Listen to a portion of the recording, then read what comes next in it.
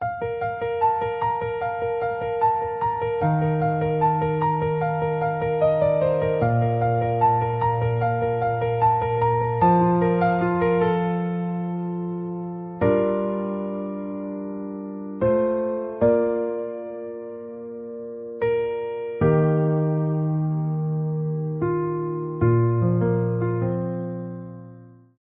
January. Means two things are happening at the same time. Some people are very motivated, and the rest of us, well, the rest of us are already tired. But by now, the gym is intimidating, the planner looks judgmental, and at least one resolution is quietly pretending it never existed. And hanging all over this is a subtle pressure.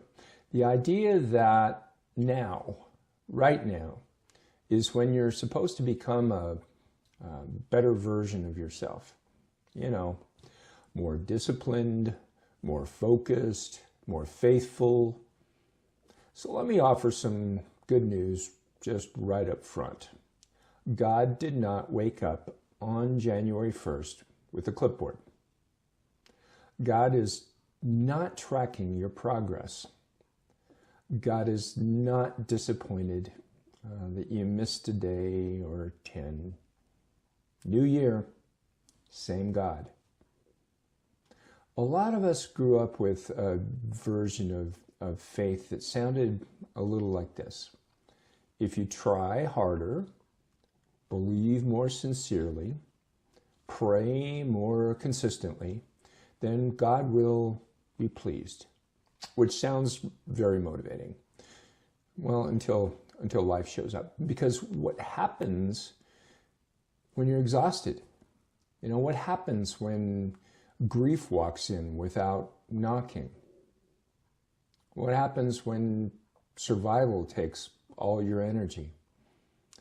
And there's, nothing left for spiritual improvement. Well, here's the truth, and we don't say it enough. God's love does not run on a self-improvement model. Grace is not a reward. It's a gift. The Bible actually says this. In Lamentations, we read, "The steadfast love of the Lord never ceases. God's mercies are new every morning." Not because you got it right. Not because you got it right yesterday. Not because you stayed on track, but because God is faithful today. And in Romans, Paul says that nothing can separate us from the love of God. Not failure, not weakness, not unfinished business, not unfinished resolutions, and definitely not January. So here's something important. God does not love the future, improved version of you. God loves you right now, as you are, before you fix anything, before you figure anything out. That doesn't mean, growth doesn't matter. It means growth is the price of admission.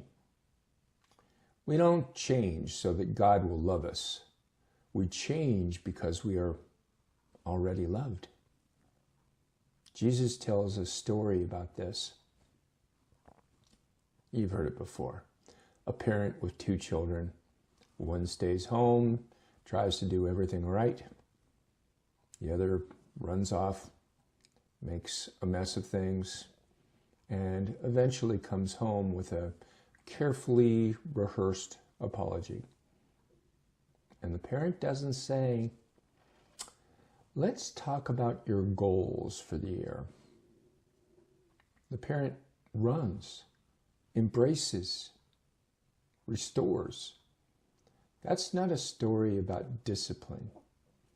That's a story about love that refuses to keep score.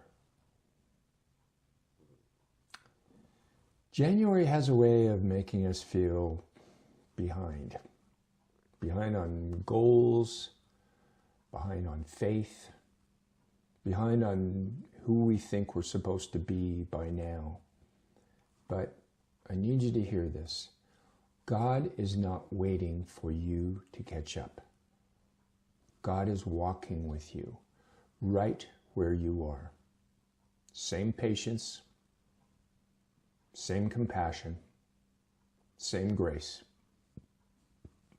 From my perspective, I don't believe God is measuring us by productivity or perfection. I don't think God is impressed by hustle. God is not disappointed by rest. God is not tallying your worth based on your spiritual output. God's interest is relationship, presence, love. So if January feels heavy, if you're already tired, if you're carrying more than you expected, you're not failing. You, my friends, are human, and you are still held. Same God. New Year.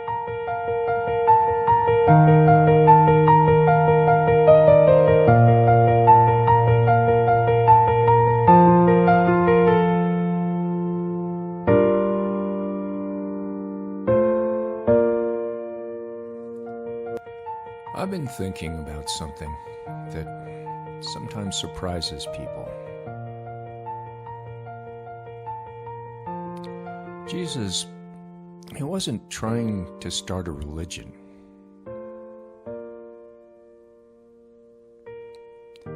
He was trying to show people what God was like.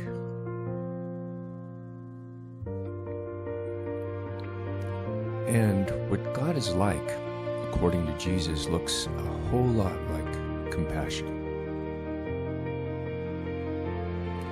Jesus spent most of his time with people who just didn't belong anywhere else.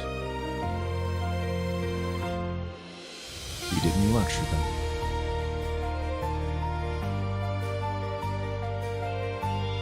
He sat down and ate with them.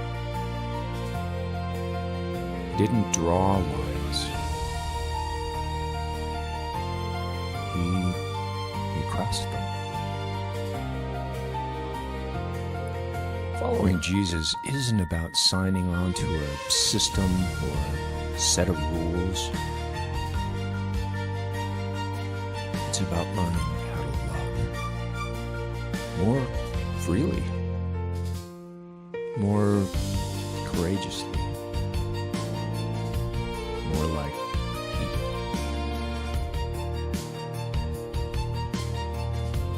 If you're curious about a faith shaped by love, not fear, you can find more on my YouTube channel. You are always welcome.